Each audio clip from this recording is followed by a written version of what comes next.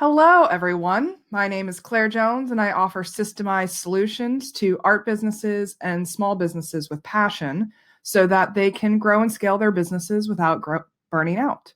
So, this is the next video in a series where I go over some of the business tips, tools, and strategies that I use both in my own business as well as in my clients' businesses. And I heard from a bunch of you that you are interested in learning about Google My Business, which is basically your Google listing for your business. This is where you see, when you search a business on the right-hand side of the search, you see the address, you see business hours, you see website information, menu information, if it's a restaurant, that kind of stuff. So today I'm going to go through how to set it up and how to manage it effectively for your business so that people can find you on Google, essentially. So if you are starting from ground zero, you want to go to business.google.com. You don't need the dashboard part. We can delete that. It just has it remembered because that's where I go. Business.google.com. All right, going. And then it will ask you to sign in to your Google account. So I'm going to do that.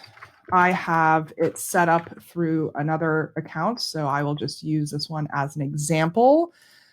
I'm going to look up my password real fast, copy it. I use LastPass for password storage and protection. It's really awesome if you haven't already found it or looked into it. So I'm going to make up a business today. So we are going to the Dog Boutique. Let's talk about that. Dog Boutique. Create a business with this name. And so you're going to search your business, and sometimes it comes up already if you're already, somewhat present on Google, but sometimes you have to make it up from scratch. So here I'm going to show an example where we're making it up from scratch. So the name of the business is The Dog Boutique. That's what we're going with today. We're going to hit next. We're going to choose a category that best fits our business. So we're going to put pet store in here. Do you want to add a location that customers can visit, like a store or an office? Yes, since we are the Dog Boutique, we want people to be able to visit us. So this location will show up on Google Maps and search when customers are looking for your business.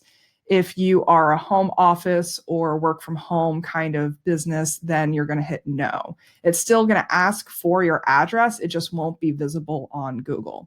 So again, we're going to make up an address, 5001. Let's say whatever this is, Northwest Clapshaw Hill Road, Forest Grove, Oregon. I'm just making stuff up. So let's move on. Do you also serve customers outside of this location? So for example, if you visit or deliver to your customers, you can let them know where you are willing to go. So you said you can choose, yes, I also serve them outside of my location, or no, I don't. So I'm going to choose no, I don't. Because we're a store, people come to us. So we're going to make up a contact phone number. So just a bunch of random numbers. This is not going to be saved, so I'm, not going to worry about it. So you can make a free website through Google, automatically built and updated based on your My Business listing. I've never tried that, so I'm going to go ahead and see what it looks like. I've always had a domain already. Invalid phone number. Well, then let's see. I'm going to look up another phone number and just use theirs. 425-771-0676. I'm not going to save this, so it doesn't really matter. All right, finish and manage this listing. You'll be able to manage the Dog Boutique on Google. You can promote your business with photos and posts, and you can track business analytics to understand your customers, and you can respond to customer reviews. So I'm not going to hit finish because I don't want this to be an actual listing on Google. This is just an example to show you what it looks like to set it up. but I will show you what my dashboard looks like for my business. So once you set it up, you will have access to a dashboard like this, and it will ask you to fill out info.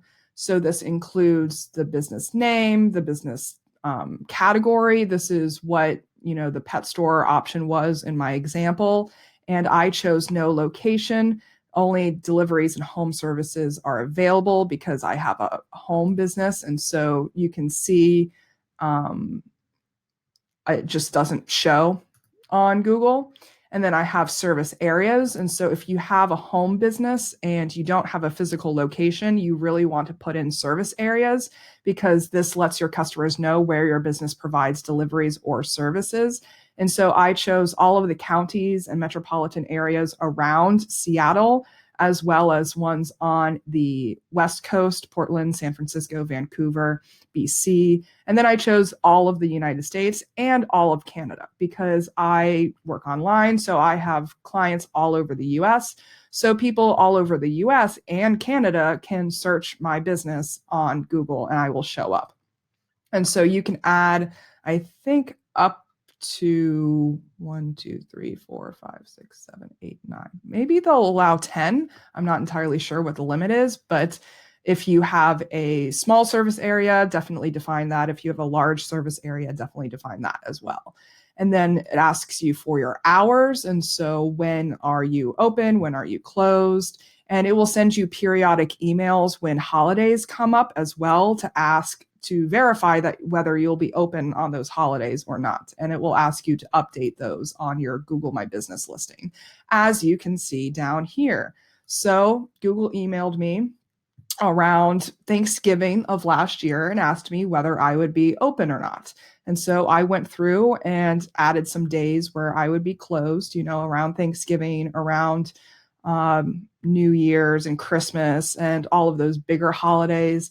Easter shows up, Veterans Day shows up, that kind of stuff. So it will just automatically ask you, and you can decide to be open or closed. It just wants to know so it can update its Google listing and let customers know that you plan to be open or plan to be not open that day. And then it also offers a place to put your phone number. I don't have an official office phone number. I use my cell phone because I don't use phone that often when I'm communicating with clients. I mostly use Zoom, so I don't think that's necessary to add here. And then it asks you to add a short profile name so it's easier to search. This is basically the @ that people search you for, as well as your website here. And then you can add any products. This is kind of if you want to be seen in the Google Shopping tab. When you search on Google and you see if you're looking for a particular physical product, sometimes it will be added into the Google Shopping tab here. And that's how you can add products that show up in those tabs. But I don't have physical products, so that doesn't really matter. And then you can have attributes. I'm just going to put women-led because that's true. You can have veteran-led. I didn't know that was an option, but if you just poke around, you'll find stuff that you don't even know about. Info updated, yada, yada, yada. And then this is the description of your business. So this is where you can put your bio. This is where you can put your company description, stuff like that. And then it will ask for an open date. So when did you open your business? And you can add photos as well. And so I have logos and cover photos here. If you have a video telling the story about your business and what makes it unique, if you have a brick and mortar location and you want to include pictures of the front of your business, of the interior of your business, of your team, maybe you want to highlight your employees, this is where you would add photos like that. Videos at work, team, identity, stuff like that. So that's kind of the overview of info.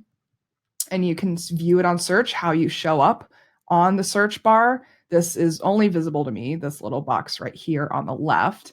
But on the right, this is visible to everyone. And as you can see, my service area is all of the North America and Canada. But if you have a more defined service area, it will be a smaller map, obviously. This is where you can see your Google reviews, all this information, such and such. So That's your live view on search. You can view on maps as well. Again, it's all of Canada and the US. So if it's more specific, it will be smaller. And then you can share your business profile as well. So if you want people to be able to see that more readily, if you want to embed this URL on a link in your website or in your email signature, this is where you can find that link. And so when you create posts, you can do it on this left-hand menu over here. And I create posts every now and then, especially when I'm launching new stuff. But you can add events, you can add updates, you can add an offer, you can add a product, what's new, events, offers, that kind of stuff. So I'll show you what it looks like when you make a post. This is basically it. You add a video or a photo, you write out your post. Let's see what it has to say on the about posts for local businesses. Yada, yada, yada. You can connect with existing and potential customers through your business profile on Google search by using posts. You can create and share announcements, offers, new or popular items in stock, or event details directly with your customers. The benefits are you can directly communicate with your local customers. You can improve your customer experience with timely information. You can promote your sales, specials, events, news, and offers, and you can engage with your customers through videos and photos. So that's why you would make a post, and you can add a button that they click. That's the call to action on the post. And you can say you want them to book. You can say you want them to order online. You can say you want them to buy, learn more, sign up, and then you provide a link. So this is typically a link to your website, but it can be a link to a social media profile. It can be a link to an event registration. It can be, all kinds of different stuff. And then you can preview it to make sure that it shows up the way you want it to. Easy peasy. So the home dashboard looks pretty much like this. If it will load, there you go. And so you can see what your performance is like, how many views you got in the past 28 days, how many searches, and what the activity was like. I recently ran an ad, so that's why that's negative percentage on these, because when you run ads, you get a huge bump in views and activity. And so after the ad runs, it's a lot of negatives, but that's just the name of the game. It will show my latest post here over on the right, and it will also show my latest reviews. And so you can reply to them, you can skip them, you can manage your reviews, you can put your ads back on Google here, you can get more reviews, so you can share the review form here. If you click on that, again, it will give you the URL that you direct people to when you want them to leave a review for you. And then it'll typically tell you how complete your listing is. Mine's at 80% because I don't have a phone number listed, but I don't want a phone number listed, so that's all right. You can view insights, learn more about your business. And this is like the queries that people use to find your business. So life coach, business coach, stuff like that. That's what shows up for me. You can see what the total searches are like, whether it was direct or discovery. You can see where your customers view your business on Google. So if it's either in the search or in the map section, you can see what actions they take, whether they click to visit your website or click to call you. I don't have a phone number, so I don't have any data for the phone calls. Photo views, how they look at your photos and the photo quality. So the number of photos that appear on your business compared to photos from other businesses, lots of different insights that you can get here. And you can access this on the left-hand menu as well. You can access your reviews on the left-hand menu as well. This is all of the reviews that I've gotten so far. So you can see if you've replied to them. You can see if you haven't replied to them. They generally recommend that you reply to them. I didn't when I got these 45 weeks ago. That's probably a fault on my end, but they recommend that you typically reply. Messaging, you can install to get messaging from customers that view your listings so they can message you directly. So you can install this from Google Play or install it from the App Store, stuff like that. This is where you can see your photos, you can see your products, you can see your website. If you built a website through Google, you can create a free and customizable website based on information from your business listing. You can experiment with the site's design and info before publishing it to the web. So I'm not going to get into that because I don't know how exactly that works. Users, you can see who has permission to edit this kind of stuff. And then you can also create an ad. So this is what the Google ad platform looks like. If it will load here in a minute.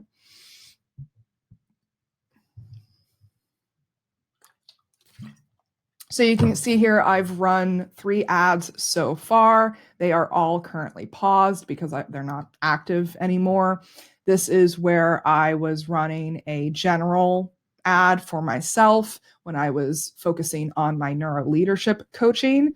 This is an ad that I created for an event that I was running. It was a workshop series. And this was an event an ad that I created for my mastermind group to get people to sign up for the VIP subscription. So I'll show you the details on the workshop one. And so when you create it, it kind of walks you through it like it did when you created the Google My Business profile. And so it will say that, you want it to be shown across Google Search, Maps, and partner websites on all devices. And the campaign goal is to take an action on your website. Scheduling anytime. This is what the ad looks like. This is the amount of impressions that I got when I ran the ad. It was a little under a month that I ran it for. I had a very low budget, so that's what to expect around. If you spend around $50, you can expect around 2,000 impressions. And I got 14 clicks. People didn't really like it that much. So that's why I didn't run it for long. And these are the search phrases that people used in order to find those ads that they popped up for. So that's kind of, So you can see here, my budget was $757 daily average because I set a $230 monthly maximum on it.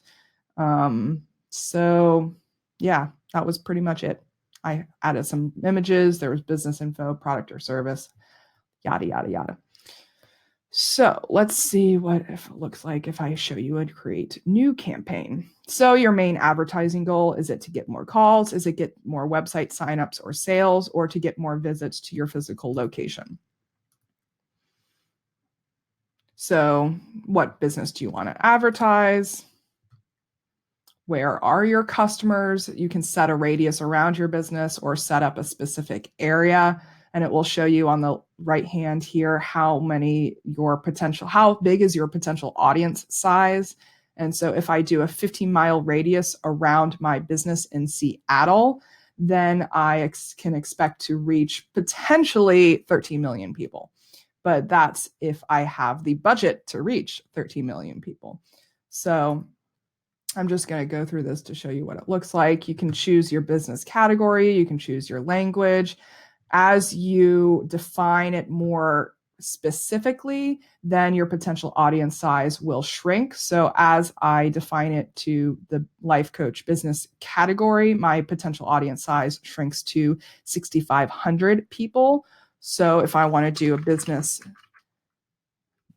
development service instead, it's 5,400 people. So it really narrows down how many people you can potentially access with your ad. So that's kind of straightforward. You get the general gist there.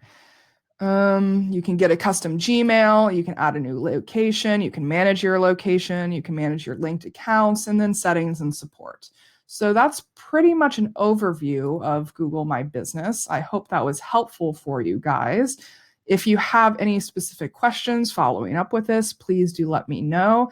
I create these kinds of business listings on Google for a lot of my clients just to get them up and running and get reviews coming in for them and make sure that all of the relevant information is up to date so that the SEO, is accurate and bringing you the results that you want.